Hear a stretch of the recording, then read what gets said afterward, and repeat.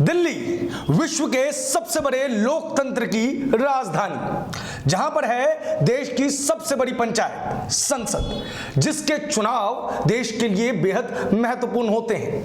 लेकिन इसी अधूरे राज्य में एक और चुनाव होता है जो कहीं ना कहीं सेमीफाइनल कहा जाता है दिल्ली विधानसभा चुनाव का, और क्वार्टर फाइनल कहा जाता है लोकसभा चुनाव का। क्योंकि दिल्ली के अंदर जो आबादी है वो पूरे देश की है, तो दिल्ली जिसके पक्ष में मतदान करे वो पक्ष पूरे देश का मान लिया जाता है।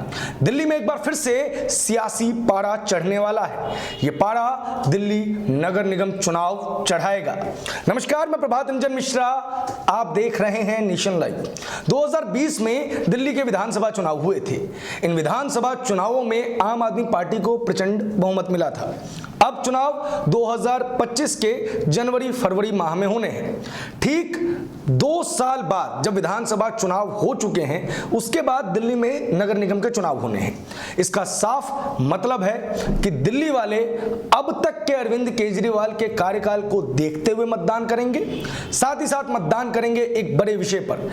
नगर निगम में पिछले 15 वर्षों से भारतीय जनता पार्टी काबिज है, यानी कि उसकी सरकार रही है। एंटी इनकन्वेंसी फैक्टर के बावजूद भी 2017 में प्रचंड बहुमत से 35% वोट से भारतीय जनता पार्टी ने अपनी सरकार बना ली थी। अब बड़ा सवाल यह है कि निगम चुनाव में इस बार कौन बाजी मारेगा, आम आदमी पार्टी, भारतीय जनता पार्टी, या वो थर्ड प्लेयर जिसे हम भुला रहे हैं, देश की ग्रैंड ओल्डेस्ट पार्टी कांग्रेस की चर्चा इसलिए भी जरूरी है क्योंकि कांग्रेस ने भी इन चुनावों के लिए कमर कस ली है। और आपको बता दें कि 1000 से ज्यादा पर्चे उम्मीदवारों के कांग्रेस पार्टी ने रिसीव कर लिए हैं। अब बात करते हैं मुख्य खबर पर। राजधानी में निगम चुनाव का शंखनाद हो गया है। निगम की चुनावी हांडी में राजनीतिक खिचड़ी पकाने की कवायद वोटिंग के ऐलान के साथ ही शुरू हो गई है। राज्य चुनाव आयोग ने अप्रैल में वोटिंग कराने की घोषणा की है, साथ ही चुनाव की तैयारियां शुरू कर दी है। लेकिन तीनों प्रबल दावेदार पार्टियां यानी आम आदमी पार्टी, भाजपा और कांग्रेस दूसरे राज्यों में व्यस्त है। हालांकि घोषणा होने से सियासी हलचल तेज हो गई है। अब तीनों प्रमुख पार्टियों का ध्यान दिल्ली की राजनीति पर होगा। उनके सामने करीब 2 माह में दिल्ली वालों के दिल में सियासी पकड़ को मजबूत करने की चुनौती होगी। आपको बता दें कि पंजाब और उत्तर प्रदेश में विधानसभा चुनाव की घोषणा से पहले ही राजनीतिक पार्टियों ने अपने स्तर पर तैयारियां शुरू कर दी थी।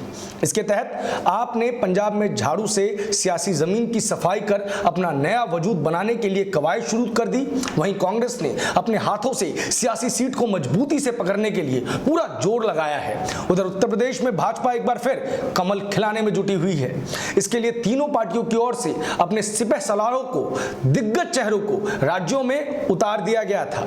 रविवार को पंजाब में विधानसभा चुनाव का पहिया 117 सीटों पर वोट होने के साथ थम गया है। अब सभी पार्टी दिल्ली की जमीन पर सियासी पारी खेलने को तैयार होगी।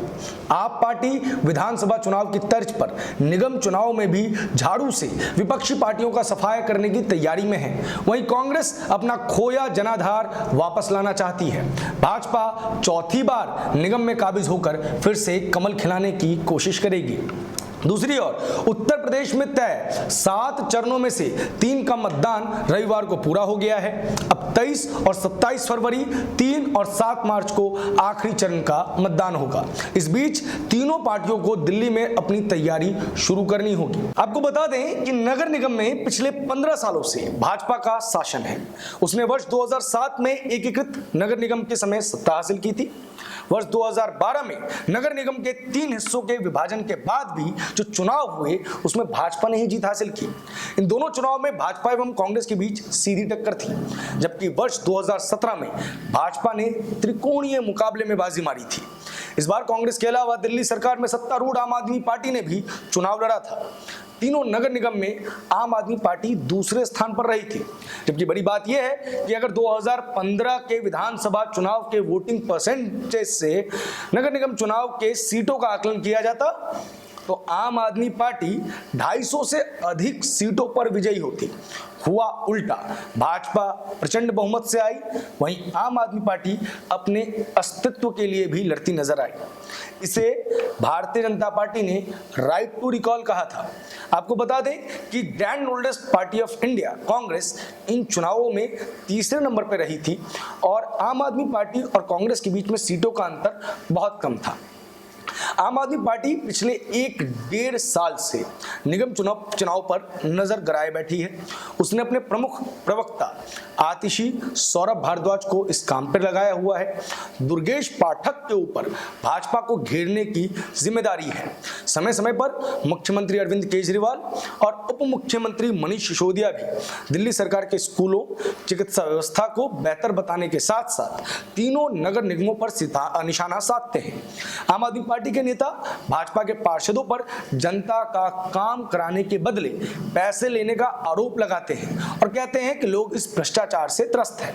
अब अगर नैतिक आधार पर बात की जाए तो चुनाव से ठीक पहले पटपड़गंज विधानसभा की विनोद नगर सीट से पार्षद गीता रावत, जो कि खुद उप मुख्यमंत्री की विधानसभा सीट से आती हैं, उनके ऊपर रिश्वत के आरोप लगे हैं। तो क्या अब आम आदमी पार्टी नैतिक आधार पर भ्रष्टाचार की बात कर पाएगी? बड़ी बात यह है कि आम आदमी पार्टी के खिलाफ भाजपा का अब भ्रष्टाचार पर काउंटर क्या गीता रावत ही होंगी? पार्षद की गिरफ्तारी से अब Bharatiya Janata party front foot पर आ गई है। पूर्वी दिल्ली में वेस्ट विनोद नगर वार्ड से आम आदमी पार्टी की पार्षद गीता रावत को सीबीआई ने 2 दिन पहले घूस लेते रंगे हाथों गिरफ्तार किया है। इसके बाद से भाजपा के नेता भ्रष्टाचार के मुद्दे पर फ्रंट फुट पर खेल रहे हैं। भाजपा के दिल्ली प्रदेश अध्यक्ष आदेश गुप्ता ने राज्य के बड़े नेताओं के साथ इस मुद्दे पर प्रदेश कार्यालय में गंभीर बैठक की है।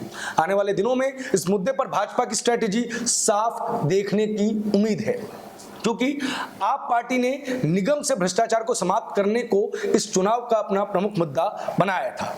लेकिन पार्टी की पार्षद के भ्रष्टाचार में लिप्त पाए जाने से पार्टी के मनोबल पर और उसके नैतिक आधार पर जरूर प्रभाव पड़ेगा।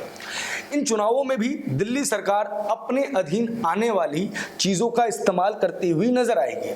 मसलन आम आदमी पार्टी दिल्ली सरकार के अधीन आने वाले स्कूलों में सबसे अच्छे स्तर की शिक्षा होने का लगातार दावा कर रहे हैं। वे दावा कर रहे हैं कि निगम के स्कूलों में बच्चों का भविष्य खराब हो रहा है, लेकिन भाजपा का दावा है कि निगम स्कूलों में शिक्षा व्यवस्था बेहतर हुई है। कोरोना महामारी काल में ऑनलाइन कक्षाएं सबसे पहले निगम ने अपने स्कूलों में शुरू की थी। शिक्षकों को टैबलेट दिए गए, बच्चों को मोबाइल फोन बांटे गए, उनके स्कूल में बच्चों के बैठने के लिए कमरे, डेस्क बेंच बढ़ाए गए, स्कूलों में सीसीटीवी कैमरे लगाए गए और इन्हें अब सोलर पैनल से रोशन किया जा रहा है। आम आदमी पार्टी का दावा है कि दिल्ली की जनता को मुफ्त में बिजली, पानी और अन्य सुविधाएं दिल्ली सरकार से मिल रही है। जनता इसे देख रही है कि कौन पार्टी ईमानदारी से काम कर रही है और कौन केवल भ्रष्टाचार करने में लिप्त है। आपको बता दें कि अब भारतीय जनता पार्टी के तमाम नेता डायरेक्ट अरविंद केजरीवाल को टारगेट कर रहे हैं। इसी कड़ी में दक्षिणी दिल्ली नगर निगम के महापौर मुकेश सुर्यान ने कहा है कि जनता को पता है कि आम आदमी पार्टी प्रमुख अरविंद केजरीवाल और उनकी पूरी पार्टी कितना झूठ बोलती है। उत्तरी निगम में नेता सदन की जिम्मेदारी संभाल रहे दिल्ली भाजपा के वरिष्ठ नेता जोगीराम जैन ने कहा कि आम आदमी का यही चरित्र है कि पहले उनके नेता झूठ बोलते हैं, चुनाव के बाद वो माफी मांगने में जुट जाते हैं। उनकी ये फितरत जनता को समझ आ चुकी है। भाजपा इस चुनाव में अपना बेहतरीन प्रदर्शन बरकरार रखेगी और जीत का चौका लगाएगी। अरविंद केजरीवाल सरकार अपने स्कूलों को सबसे बेहतर बताने का काम करती है, लेकिन निगम के शिक्षकों का वेतन देने के लिए निगमों का बकाया पैसा नहीं देती।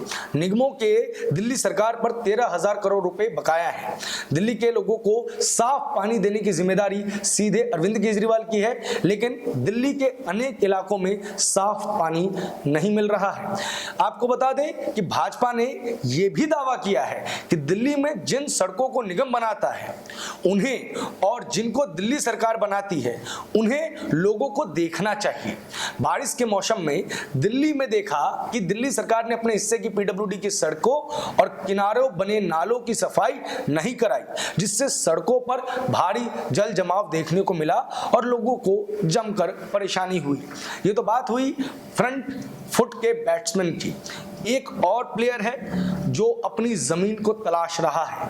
ये प्लेयर कांग्रेस है। दिल्ली प्रदेश कांग्रेस के नेताओं का कहना है कि उनकी पार्टी निगम चुनाव में पूरी ताकत के साथ उतरने को तैयार है। प्रदेश अध्यक्ष चौधरी अनिल कुमार ने कहा है कि उनके नेतृत्व में पार्टी लगातार जमीनी मुद्दों को उठा रही है। पार्टी ने कहा कि दिल्ली सरकार प्रदेश में और भाजपा निगमों में भ्रष्टाचार का खुला खेल खेल रही है। दिल्ली की जनता कांग्रेस को पसंद करेगी। आपको बता दें कि इन चुनावों में दो महत्वपूर्ण फैक्टर्स रहने हैं। पहला, अरविंद केजरीवाल का 7 साल का शासन और दूसरा, दिल्ली नगर निगम में भाजपा का 15 साल का शासन। क्या दिल्ली की जनता अरविंद केजरीवाल सरकार के किए गए कार्यों को देखकर वोट करेगी? 2017 के जो अनुभव के देवदूत हैं उनसे पता चलता है नहीं, क्योंकि शीला दीक्षित भी 3 टर्म तक दिल्ली की सीएम रही थी और उस दौरान 2 टर्म तक भारतीय जनता पार्टी नगर निगम में अपनी सरकार बनाती रही। इससे यह साफ संदेश मिलता है कि जनता तमाम सरकारों को अलग अलग मुद्दों पर चुनती है। एमसीडी चुनाव से जुड़ी हुई सभी अपडेट्स, चाहे दिल्ली वालों की राय क्या है, चाहे दिल्ली वाले क्या माहौल बना रहे हैं, जमीनी हकीकत क्या है, वादे और सच्चाई के बीच में कितना अंतर है, उम्मीदवार क्या कह रहे हैं, जनप्रतिनिधियों ने क्या क्या कार्य किए हैं, नेशन लाइव अब तक लगातार ला रहा है। मेरी 60 टीमें लगातार दिल्ली की हकीकत से आपको रूबरू करा रही है। हम दिल्ली के सबसे छोटे चुनाव को सबसे बड़े स्तर पर कवर करने का प्रयास कर रहे हैं। इस चीज़ के लिए मुझे आपकी मदद की आवश्यकता है। हमें उन वीडियोस को आप ज़रूर भेजें जो आपको लगता है कि जनता तक दिखाई जानी चाहिए। आप हमारे चैनल से संपर्क कर सकते हैं, हमारी टीम आप तक पहुंचेगी। टिकर पे हमारा नंबर आपको नजर आ रहा होगा। इस वीडियो पर आपकी जो भी प्रतिक्रिया है कमेंट बॉक्स में जरूर बताएं। जनप्रतिनिधि, उम्मीदवार, पब्लिक ओपिनियन, जमीनी हकीकत, माहौल क्या है के बाद आज से हमने एक नया सेगमेंट शुरू किया है। ये सेगमेंट है दिन भर में एमसीडी चुनावों को लेकर हुई हर एक हलचल से आपको रूबरू कराने की कोशिश। इस दौरान दिन भर में एमसीडी चुनाव को लेकर जो भी बयानबाजियां हुई हैं, जो भी नए अपडेट्स आए हैं, वो आप तक पहुंचते रहेंगे। आप अपना प्यार हम पर यूं ही बरसाते रहें। अगर आप ये वीडियो यूट्यूब पे देख रहे हैं तो हमारे चैनल को सब्सक्राइब करना ना भूलें। अगर आप ये वीडियो फेसबुक पर देख रहे हैं तो हमारे पेज को लाइक और फॉलो करना ना भूलें। धन्यवाद।